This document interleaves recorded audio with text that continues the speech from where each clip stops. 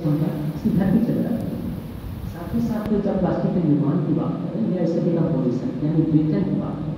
तो दोनों की प्रक्रिया के दौरान इससे कुछ ग्रीन हाउस गैसेस निकलती हैं। और आप जानते हैं कि ग्रीन हाउस गैसेस रिस्पॉन्सिबल होते हैं ओजोन परत में छिद्र बनाने के लिए, जिसकी वजह से ग्लोबल वार्मिंग जैसी समस्याओं का हमको सामना करना पड़ रहा है। आप देखेंगे अनायास ही मौसम के समय बदलने लगे हैं, वर्षा, तूफान, आंधी, गर्मी पहले की तुलना में ज़्यादा होने लगी है, इसके समय बदलने लगे हैं, इसका जगह बदलने लगा है। तो कहीं ना कहीं ऐसा ग्लोबल वार्मिंग के लिए और कहीं ना कहीं इस प्लास्टिक की भी देन उस ग्लोबल वार्मिंग को बनाने में डायरेक्टली या फिर इनडायरेक्टली। और इसके कुछ अन्य नकारात्मक पहलुओं की बात करें तो हम जानते हैं कि प्लास्टिक का निर्माण जो कि पॉलीमर है, समान प्रकार के बहुत सारे मोनोमर यानी छोटे छोटे अणुओं के एक लंबी श्रृंखला के बनने से, तो जब हम प्लास्टिक का निर्माण करते हैं या उसका विघटन करते हैं तो न सिर्फ ग्रीन हाउस गैसेस का एमिशन होता है, उनका उत्सर्जन होता है, बल्कि हम प्लास्टिक को जब कोई नया रूप देते हैं, कोई उसको रंग देते हैं, उसको मान लीजिए ज़्यादा कठोर बनाना हो या उसको उसमें प्लास्टिसिटी देना हो, उसको थोड़ा लचीला बनाना हो, तो उसमें हमको बहुत सारे केमिकल्स मिलाना होते हैं। तो उनके जब वो डिग्रेड होते हैं या फिर वो डिकम्पोज होते हैं या फिर एज इट इज बिना डिकम्पोज होने भी जब वो वातावरण में बने रहते हैं, तो वो जो केमिकल्स होते हैं वो भी हमारे जीव जंतुओं के लिए काफ़ी घातक साबित होता है। आप पाएंगे कि जो नदी है, समुद्र है, महासागर है, उसमें प्रति वर्ष हजारों टन प्लास्टिक के कचरे आते हैं और उनकी भयावहता का अंदाजा आप इस बात से लगा सकते हैं कि उन समुद्रों में रहने वाले जो छोटे छोटे या बड़े जो जलीय जीव जंतु हैं, उनके अस्तित्व पर इससे संकट उत्पन्न होते हैं।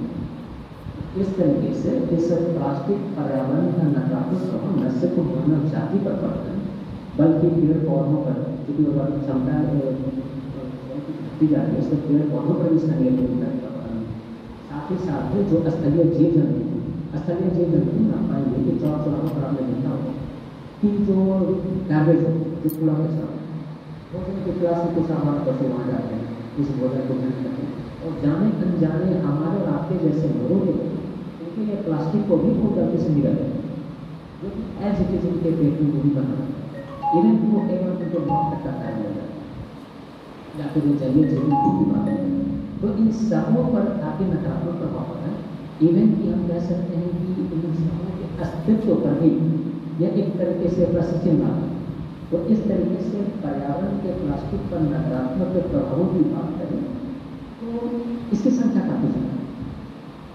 एक काफ़ी लंबा इसका पीरियड हो सकता है। ये कुछ से बाकी छोटे छोटे एग्जाम्पल है जो आए दिन हम और आप अपने आस पड़ोस में देखते हैं कि जो प्रत्यक्ष रूप से इसके जो निगेटिव इम्पैक्ट्स हमको पर्यावरण पर दिखते हैं वो ये है। लेकिन आप बाकी से गौर करें तो डायरेक्टली रिलेटेड प्रत्यक्ष अप्रत्यक्ष रूप से ये हमारे जीवन के न सिर्फ मनुष्य जाति के जीवन के बल्कि अन्य सभी जीव जंतुओं के, चाहे वो स्थलीय जीव जंतु हों, जलीय जीव जंतु हों, पेड़ पौधे हों, सबों पर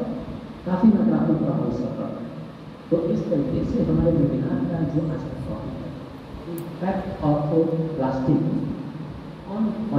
impact of plastic on the environment, अर्थात पर्यावरण पर प्लास्टिक का प्रभाव, वो स्पेशली उस नकारात्मक संदर्भ में कि किस तरीके से यह नॉन डिग्रेडेबल मटेरियल प्लास्टिक